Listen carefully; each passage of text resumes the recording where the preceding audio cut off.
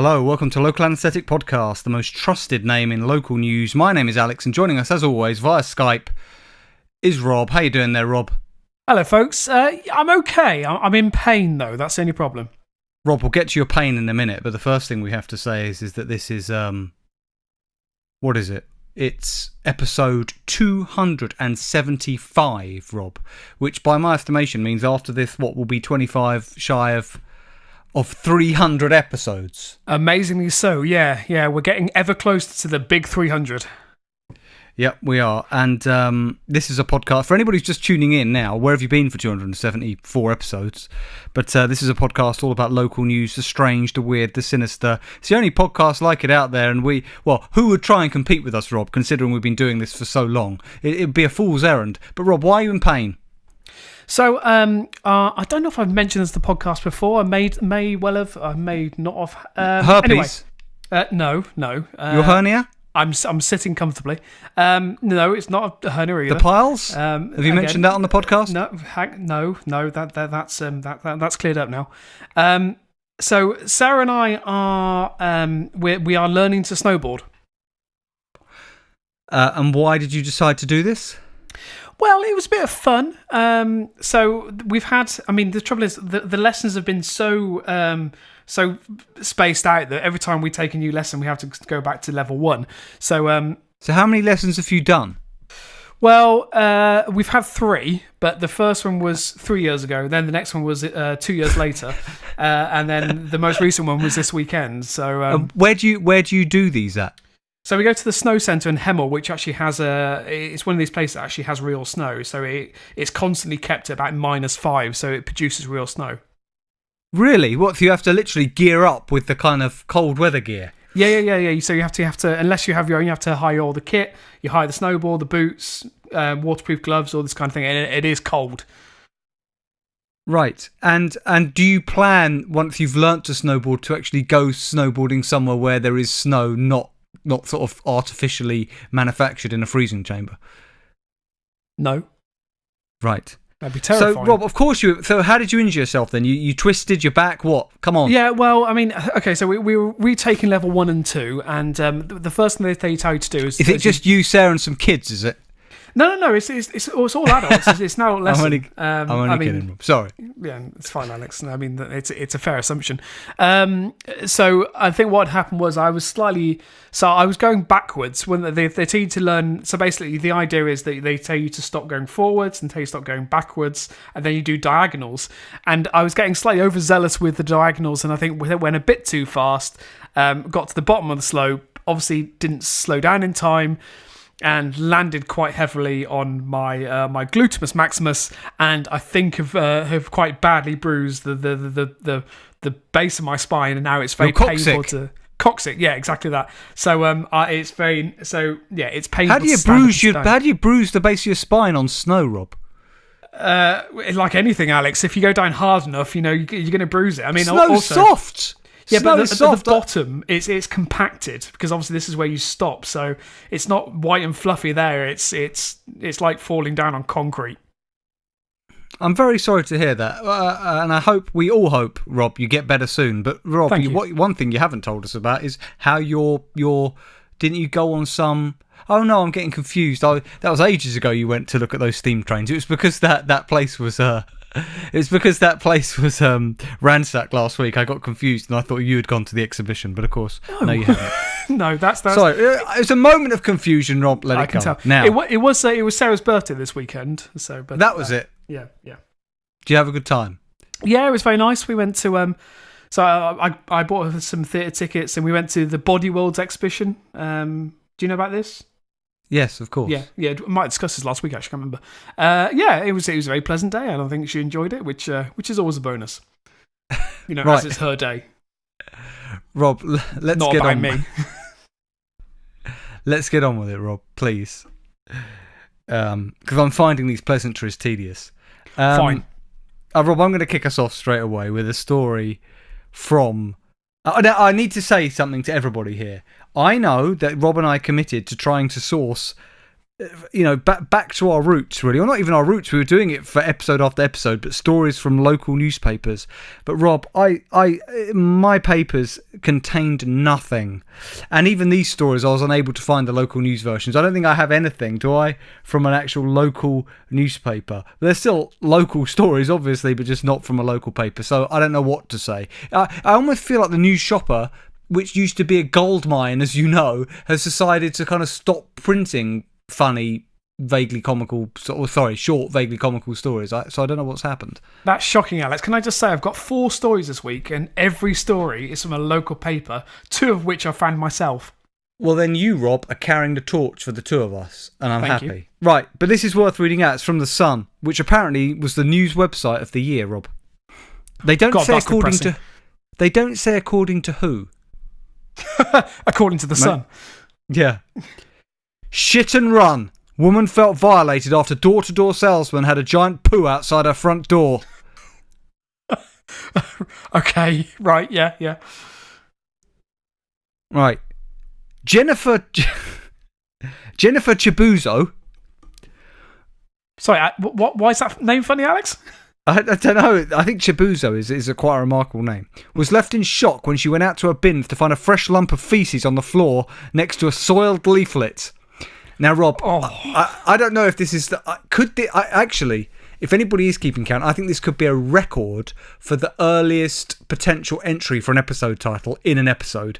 Because surely fresh lump of feces next to a soiled leaflet... or fresh lump of feces on the floor. Fresh lump of feces on the floor next to a soiled leaflet is beautiful. It is, absolutely. Yeah, I completely agree. Although, I think I can beat it later on.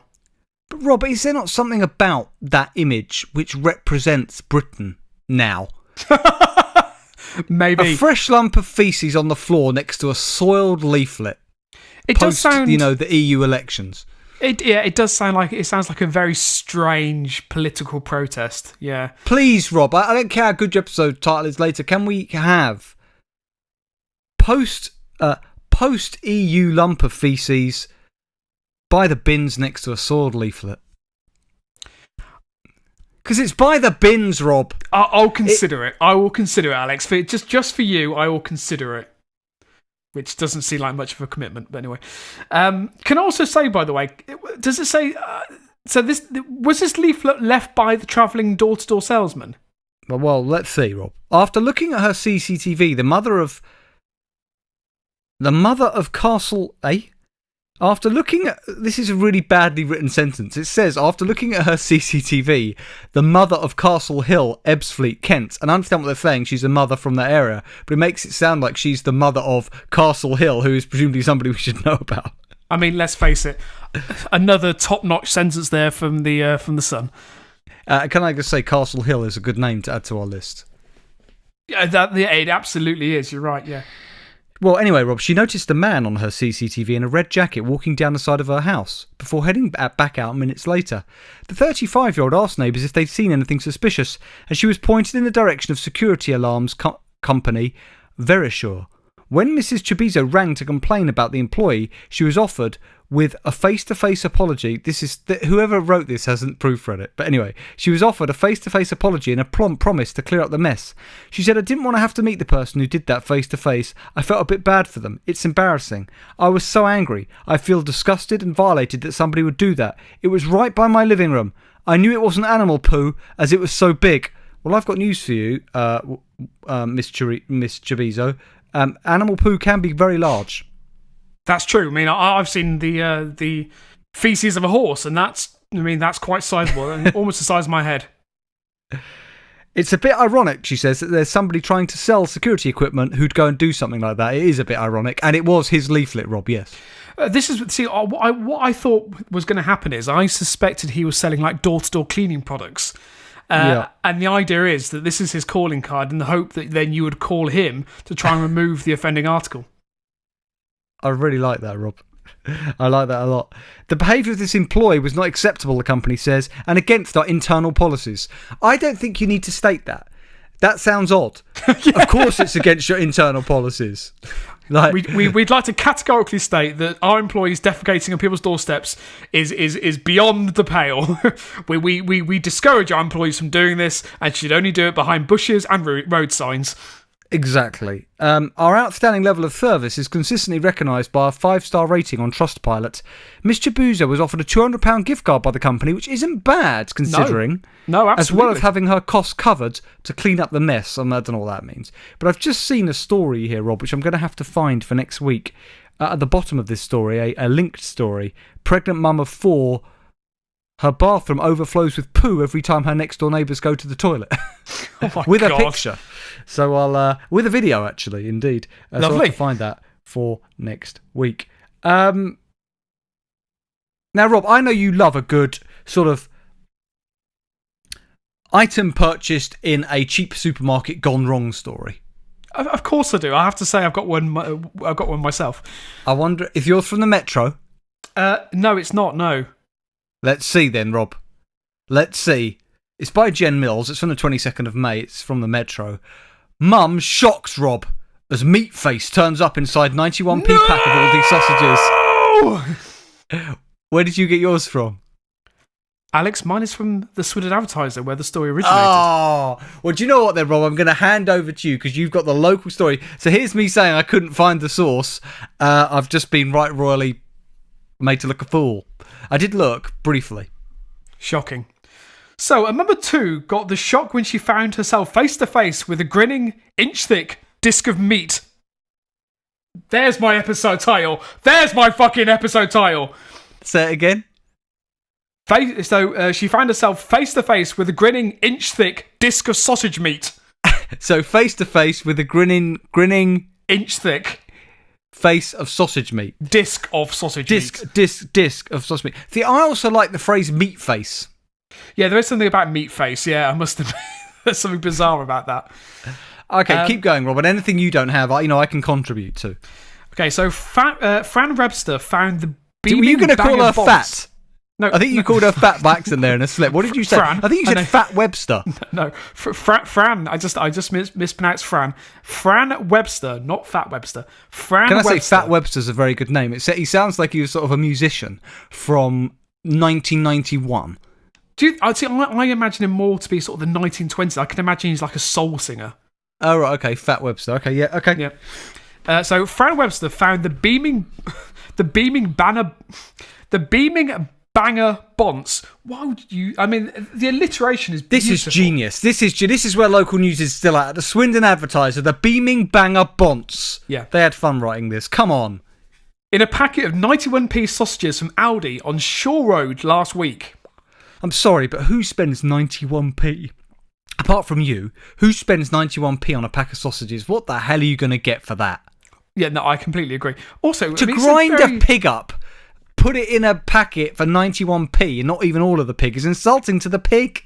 Yeah, quite possibly. The pig's life. You were worth 91p, or your loin. Can or I whatever just say, they make the sausages out of. I mean, I know you shop in Lidl, and I do shop in Aldi, and I have to say, Aldi's very good. Yeah, Aldi's premium range is actually, their sausages are actually very nice.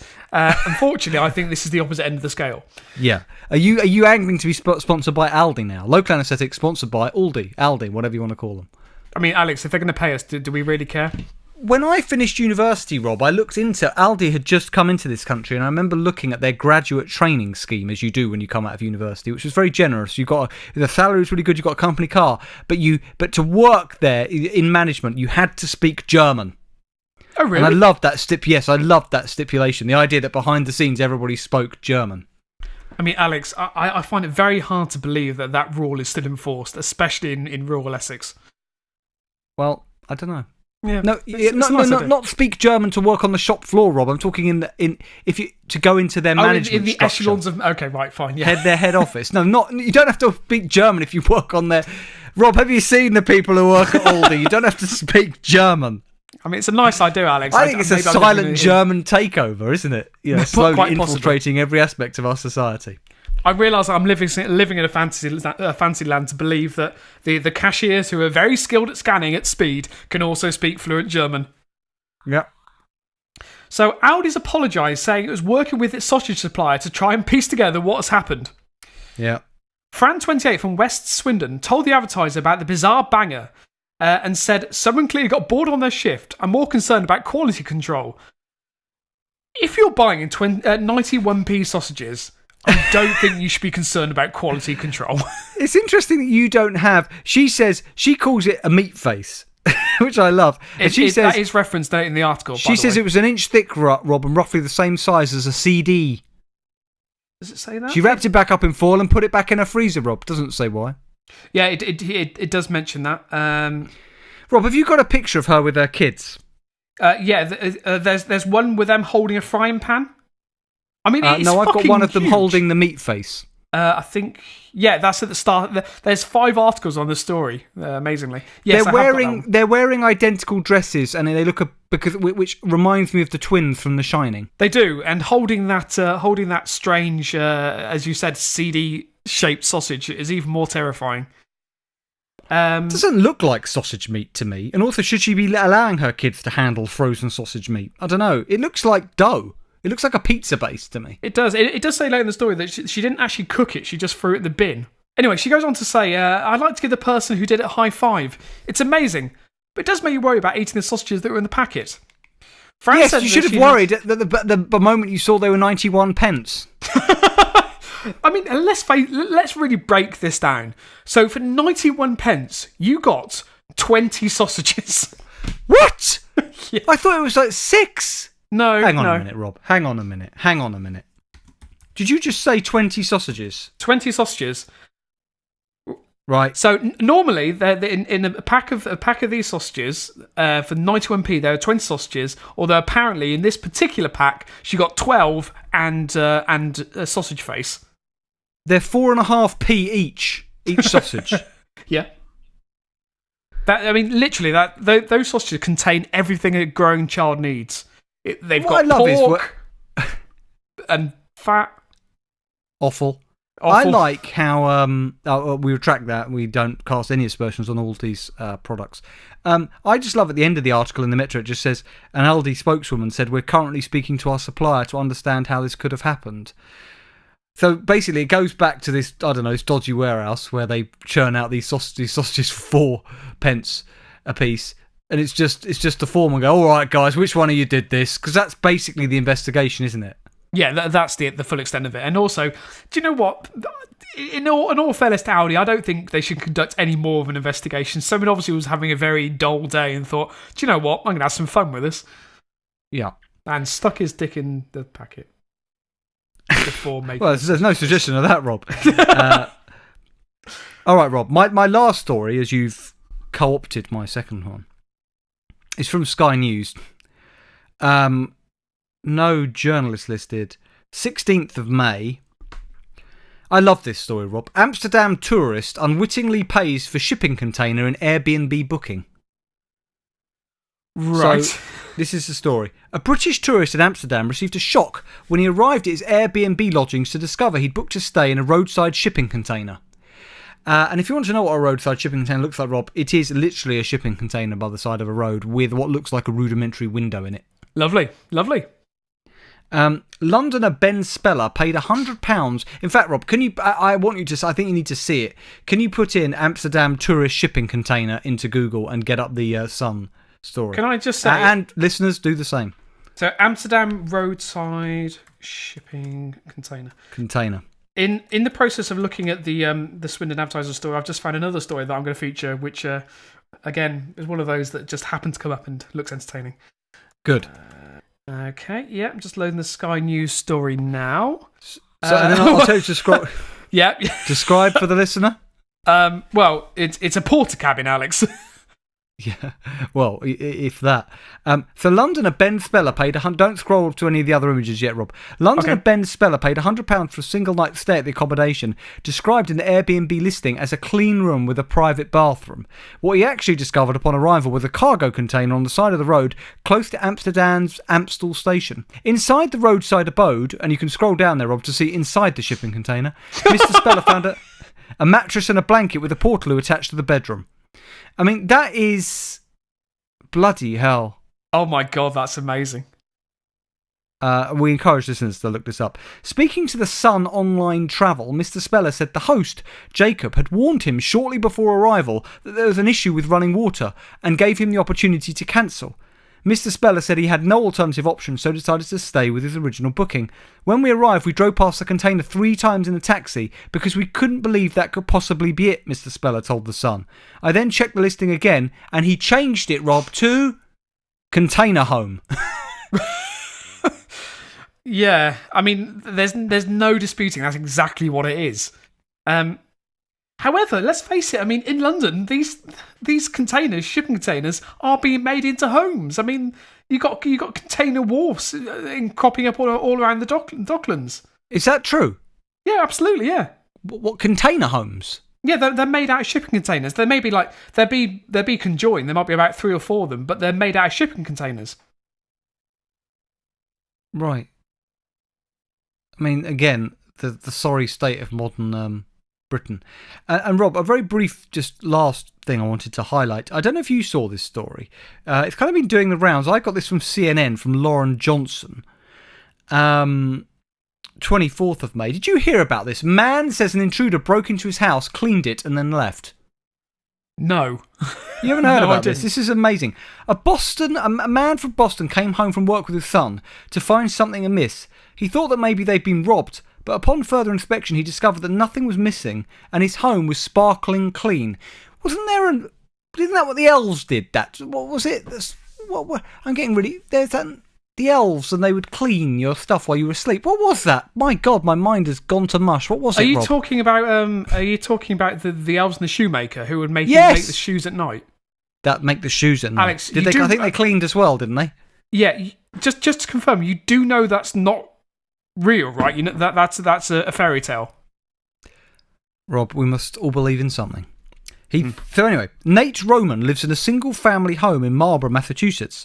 Roman tells CNN he left for work on the morning of May 15th and came home from picking his son up to find his door was unlocked. My son said, "Dad, the door is unlocked." A very astute child, Rob. Which I have done. And he said, "I've left it unlocked every once in a blue moon and didn't think anything of it. But when we walked in, immediately there was a vibe that something was wrong in the house." He realised that someone may have been in his home because the door he normally keeps open was firmly shut. Roman then went upstairs to check the rest of the house. He discovered his son's room, which was a wreck when they left that morning, good for you to admit that, was neat as a pin. He found his room in the same pristine condition. I'm looking at a picture here and it really is incredibly tidy. Rugs were vacuumed, everything was neat and put away. He immediately called the police and they took the incident very seriously. They cleared the house to make sure no one was still there. Police told CNN affiliate WBZ-TV that they spoke with neighbours and no one saw anything suspicious. There are no suspects. No crime happened, nothing was missing or damaged, so the police have very little to go on, Roman said. The security system was also not set so that cameras would be activated when the alarm goes off, and they did not get images of the intruder. The timestamp on the door sensors indicated that whoever it was stayed in the house for about 90 minutes, which is about the right time for a proper clean, Rob. Yeah. Later, he discovered roses made from toilet paper in the bathroom, a detail that made him realise this was probably the work of a professional. I don't know what that means. A professional cleaner or a professional... This is a bit like forced home modifications, but just forced home in sort of cleaning. Yeah. It's astonishing. His theory is that a cleaning service came to the wrong address, but his kitchen was untouched, which makes him second-guess his suspicion. He has since changed his locks and admits he's still opening cabinets very carefully in case something unexpected was left behind, Rob. Like a giant turd. So they cleaned the house, and fortunately, when he opened the door, he found a turd on the doorstep. Exactly.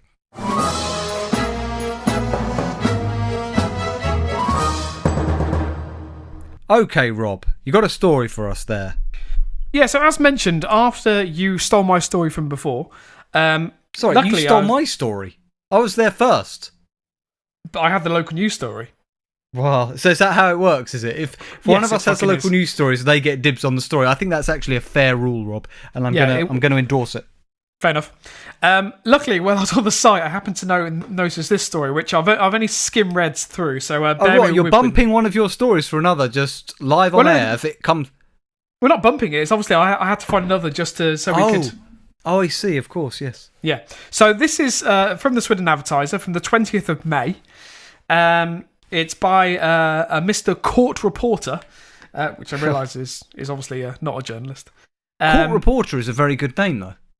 It is, yeah. The name's Court. Court Reporter. I do like the first name Court, actually. So do I. That. Yeah. No, hang on. Anyway. It's mine now, Rob. Mine. Right, you can have that. That's fine. So, headline. Haydenwick man... Sorry, what is it again? Haydenwick naked rampage can I ask you, there's man. a place in the UK called Haydenwick. Yes. Yeah. Where? Near Swindon. In Swindon. It sounds beautiful, is it? I don't know it personally. Could you go there and let me know? Sure. Yeah. Within the next 2 years, I'll find out. Yeah, I'll hold you to that. Okay, fine, fair enough. So, Haydenwick naked rampage man avoids jail. Naked rampage man is a great moniker to be given. Who wouldn't be proud of that? Absolutely, and also good name for an album, Naked Rampage Man. By Hayden Wick. Hayden Wick sounds like a grunge. Yes. Sounds like a grunge outfit. Yeah, I completely agree with that. Yeah. So, a man who went on a naked rampage in the street threatened to sexually assault a dog has been spared jail. Whoa. When you threaten to sexually assault a dog, is that, if you don't leave me alone, I'm going to fuck your dog? I don't know, Alex. I haven't really read the story, so it's quite possible. I mean, I can imagine that, he's obviously had a few too many drink and he's going around and just got home. Well, the sad thing is, Rob, it sounds like a mental health breakdown, but it might not be. So let's hear. It's possible. So again, a nice name of this man, Lewis Butterfield. Oh, sounds like a respectful man to me. If I had the surname Butterfield, I would change it because it's too sickly sounding. If my name was Alex Butterfield, I'm Mr. Butterfield. Oh God, it sounds like a character from Postman Pat. Well, I'm sure, and we've mentioned this before, that so Peter Serafinowicz has a character called Brian Butterfield, which I'm sure I've endorsed. You told me about it, and I did go off and I did watch it, and I enjoyed them very much. Yeah, it was. So yeah, this could be a relation. I don't know. Yeah. So Lewis Butterfield claimed his drink had been spiked with ecstasy when he was seen around. How did you miss this story, Rob? I don't know, Alex. I have no idea. So he claimed his drink had been spiked with ecstasy when he was running around without any clothes on and behaving aggressively. And when the neighbour's pet chased him across the road, the 26-year-old threatened to sexually assault the animal and kicked out at it. Right, but please give us the quote. Threatened to sexually assault the animal is not sufficient. What did he say? If you don't leave me alone, I'm going to bugger you. Is that what he said? It doesn't. I've just gone for the article. I don't think it says. No, it doesn't say what he threatened to do to the dog. I'm sorry. Oh, what a shame. But after hearing he was reducing his alcohol consumption, had got a job, and is doing well on probation, a judge decided not to jail him. He really believed that my drink was spiked with ecstasy excuse. Look, ecstasy is a dangerous drug. I've not heard that its most common sort of effect is to make you strip off your clothes and go around sort of trying to shag animals. Well, this is the thing. I mean, okay, so the neighbour's dog was chasing after him. Maybe it wasn't supposed to be an aggressive manner. Maybe he just, obviously playful. under the... Yeah, exactly. He was under the influence of hallucinogens and obviously saw something maybe that had obviously taken his fancy and maybe the dog saw... Maybe the dog was at home, saw its owners eating some of that 20 pack of 91p sausages and fancied a sausage for itself, and when it saw one dangling around the streets ran after it. Dogs will do that. But can I just ask, why did he think an effective measure against an aggressive dog, if it was running after him, was to threaten to sexually assault it? The dog's not going to understand that, is it? Leave me alone or I'll bugger you, dog. The dog doesn't understand that. It's not an effective threat. Alex, you could argue this. He's not on ecstasy, Rob. He's made that up, so that doesn't count. No, but he was. I mean, I think he was drinking as well. So he says his drink was spiked. So he may not have been under the influence of ecstasy, but he was intoxicated. So he says. And also, let's face this. We know that when a man has been drinking, and when he's been turned down, or woman, yeah, or child. No, not a child. No. When he's been rejected by his wife, sometimes he'll go and engage with intercourse with a family dog. This isn't the family dog, though. This is a neighbour's dog. This is yeah. But I mean, we don't know that there might have been a loving relationship. Not that makes it more wrong. I do need to say either. So it's wrong. okay if it's the neighbour's dog. So as long as he has no personal. No, I was relationship saying it's okay with the if it's a family dog, which is not okay. No, right, fair enough. Local Anaesthetic, sponsored by the RSPCA.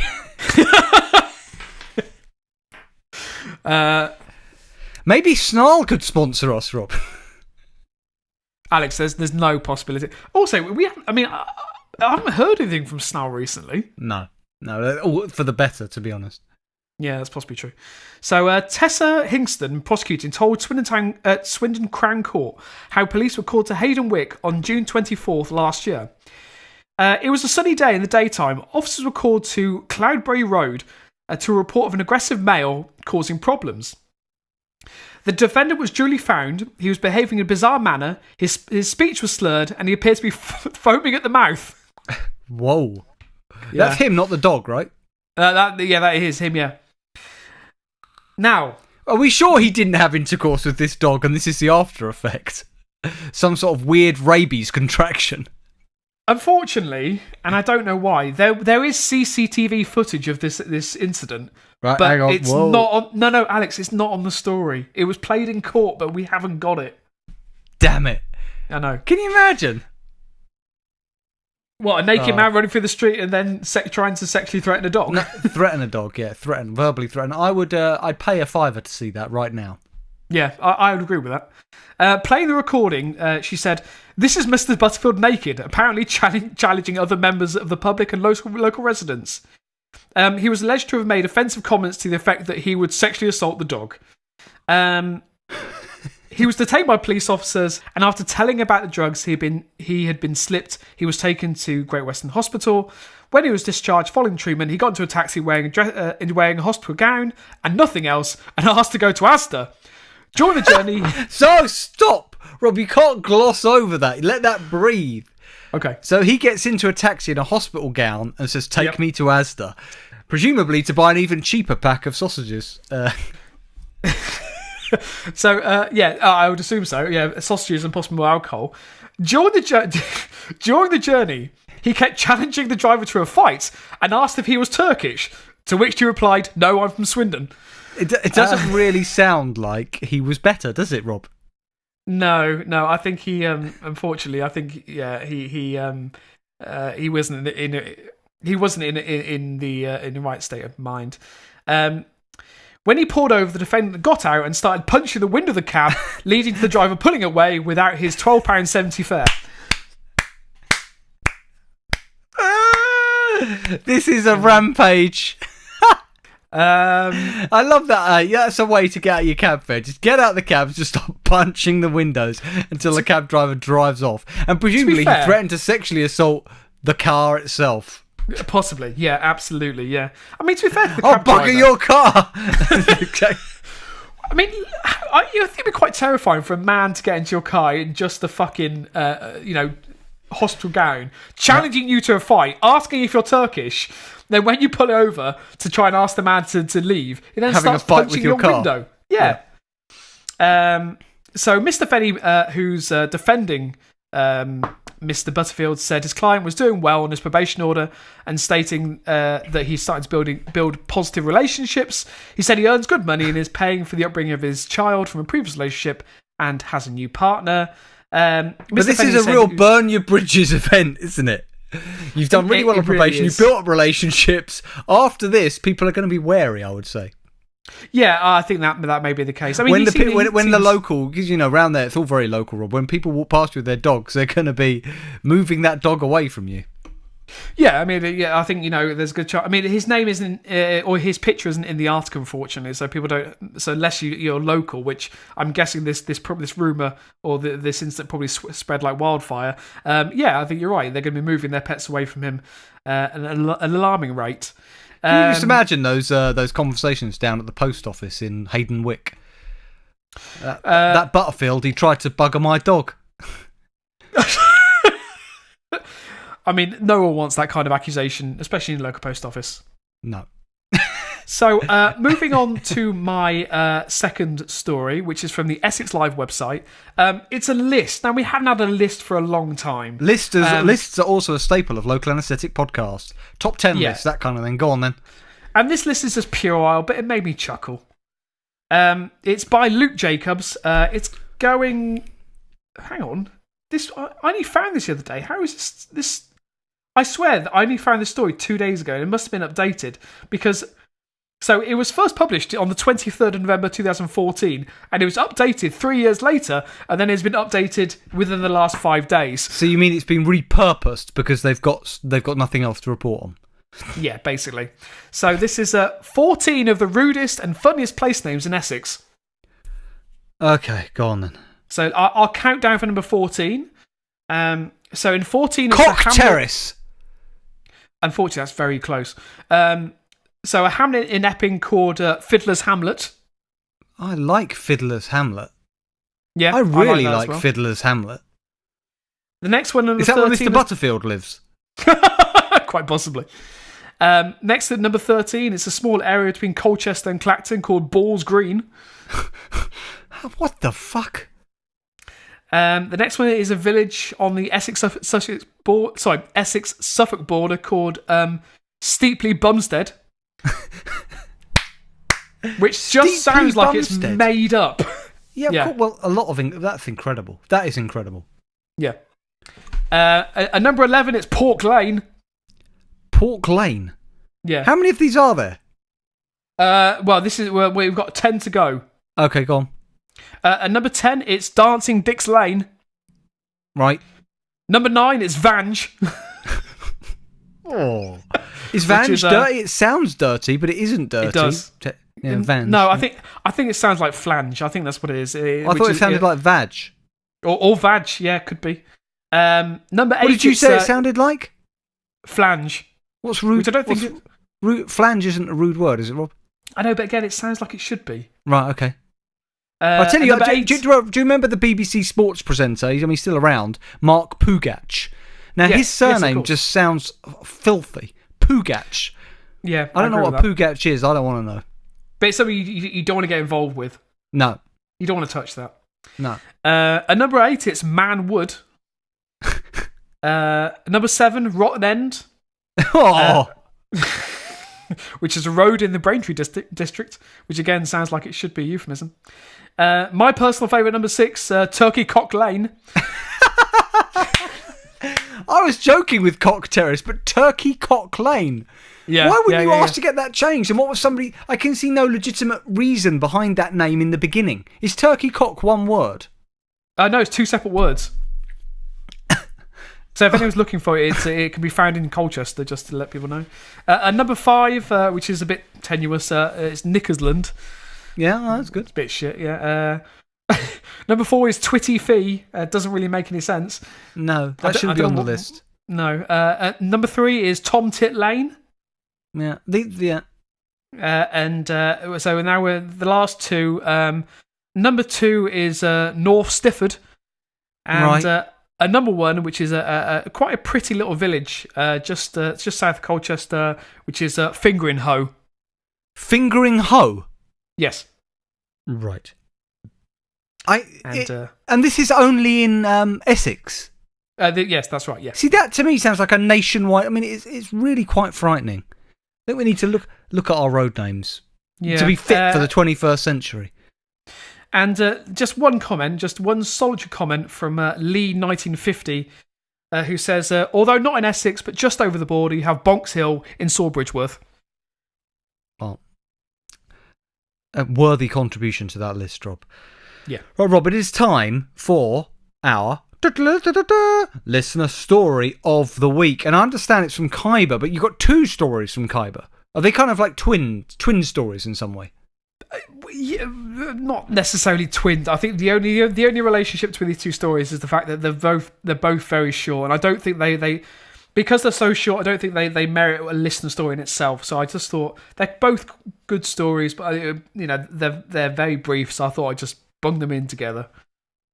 Right, the local anaesthetic listener story equivalent, Rob, of a pair of balls. Exactly that, Alex. Yes, that's right. Okay. So, the first story is from... Did you know, Rob, sorry, Nigel Farage only has one testicle? That's true. Like Hitler? Yeah. I'm not making any other comparisons, but I know that obviously Hitler was famous for only having the one. Oh, no, I didn't know that, Alex. Yeah. And the other thing is he went to Dulwich College just up the road from here, where where a lot of ex-students say that, you know, he made a lot of racist comments when he was at school. And was a very unpleasant individual. I'll send you that story if I find it, because it's really worth reading. Yeah, yes, please. Yeah, I'd like to read that, and I wish it came as a surprise.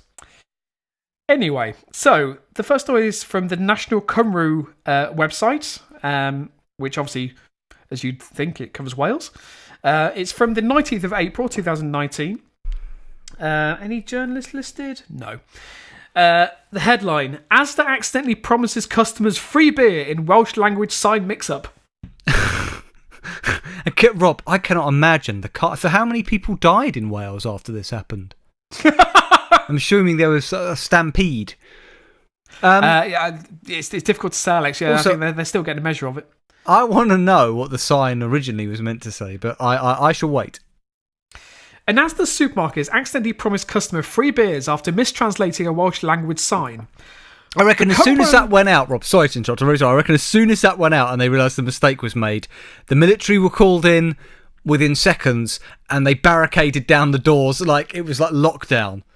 They had dogs out there, they had tanks, they had everything just to keep the people at bay.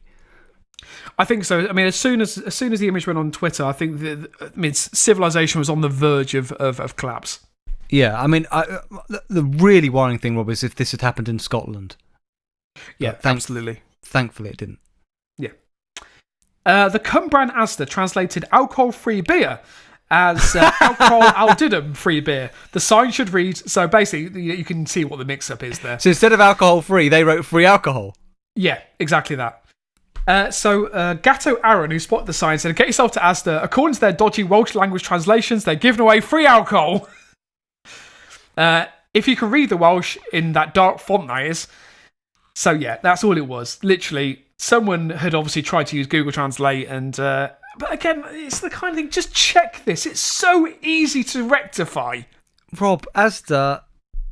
Come on, you're expecting a bit much. If this was Waitrose, yes, but you don't. Asda don't need to check that kind of thing, Rob. And also, it goes on to say Asda have got form in this, by the way. So it's not the first time that Asda have gotten into difficulties with the Welsh language signage. In 2012, they placed a Scottish Gaelic rather than a Welsh sign at the Cardiff Croydon store. Okay, that is ridiculous. You just asked somebody who spoke Welsh to check it for you. As you are in Wales. Yeah. But also, I would think it'd be more difficult to get entirely the wrong language than actually to get it right. Yeah. You would think. So yeah, they managed to put a Scottish Gaelic sign saying disabled parking only in a Welsh store. So I'm going to leave that story there and move on to my second story, which is from the Derbyshire Live website. It's not your second story, Rob. It's Khyber's. Oh, you're right, yeah. This is from the 28th of April by Thomas Bokros. And the headline, this is a nice little story, Alex. I like this one. Resident sets fire to house after trying to dry plaster with barbecue.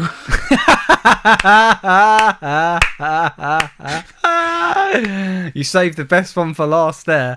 Oh, yes. That is, it's an idea that maybe seemed good at the time. I will dry this plaster with a barbecue.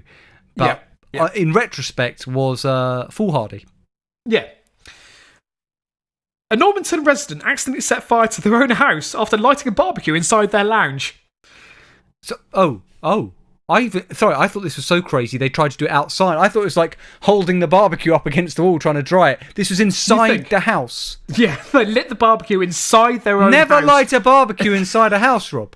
I think it says that on the barbecue, or maybe it doesn't need to. No, again, it's one of those things it's just an assumption you'd make that...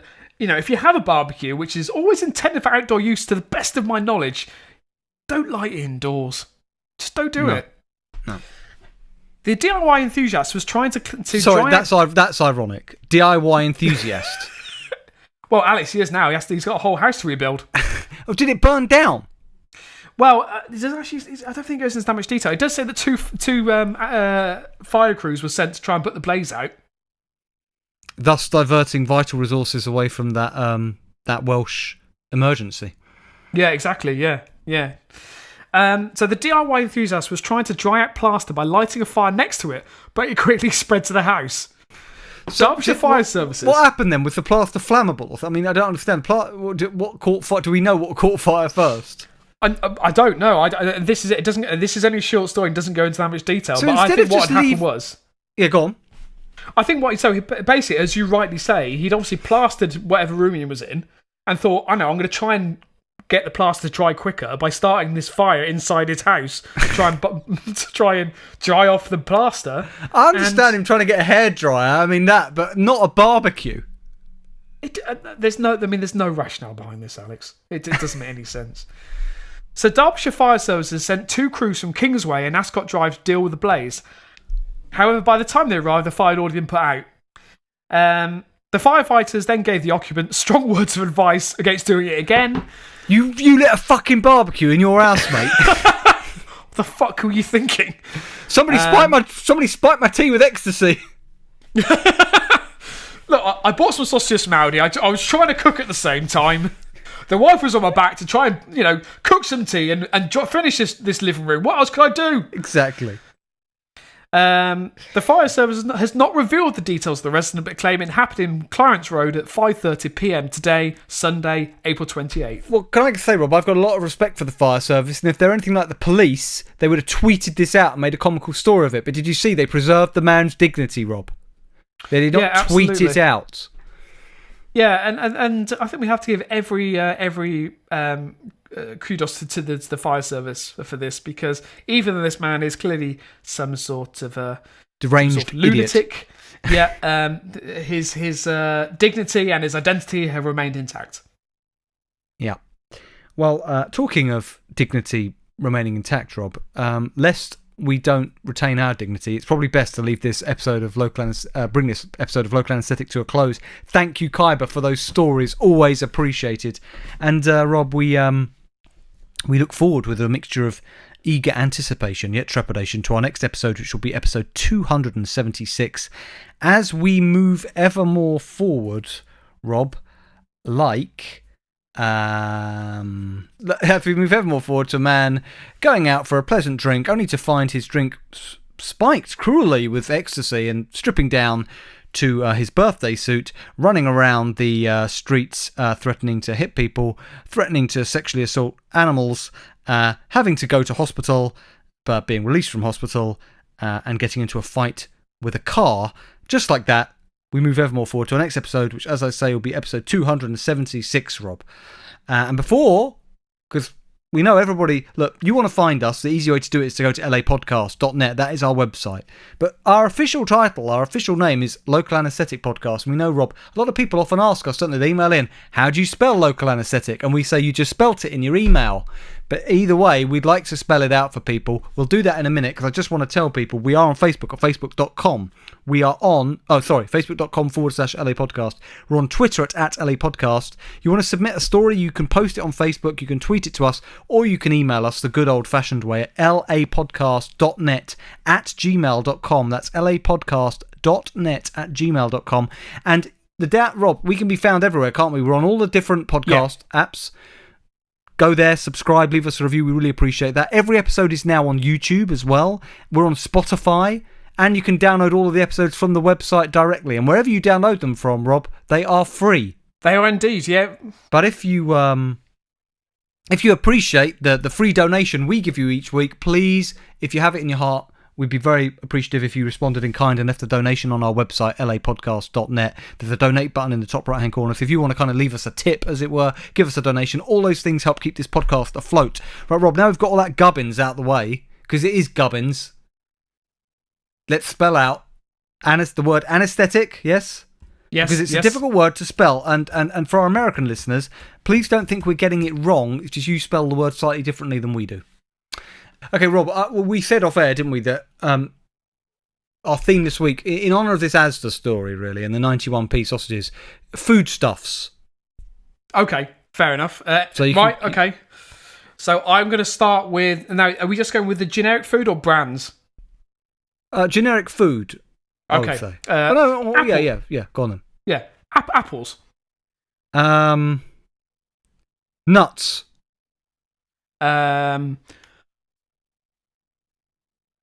Apricots. Eggs. Sausages. Turkey. Ham. Eggplant. Very nice. Trout. Why can't I think of a foodstuff that begins with I? Don't help me, Rob. Oh, okay. Boo, it's getting cold in here. Ice isn't a foodstuff. Ice cream is, though. Ice cream. And to finish off, curry. That's how you spell anaesthetic. But I remember, I said this last week, I remember why we stopped doing this in the first place. Yeah, it's too mentally challenging. Yeah, I mean, after we put our heart and souls in these episodes, and usually this is the wind down for us. And so yeah, you're right. I don't want to be having to think. It's really challenging to do this at the end. I don't want to have to be having to think at the end. Anyway, thank you for listening. But you did. Okay, good. But we'll enjoy it more if you're on Facebook. Post us some themes, tweet them to us, or email them to us. Just email us a theme. It can be anything. To be fair, Steve did try, and we refused to do it. What was his Indian food? But we're not. Yeah. We're neither of us eat a lot of Indian food, so that was too hard for us. So try again, Steve, or somebody else. We'll be back in a week's time. Thank you for listening, everybody. God bless, and keep it local.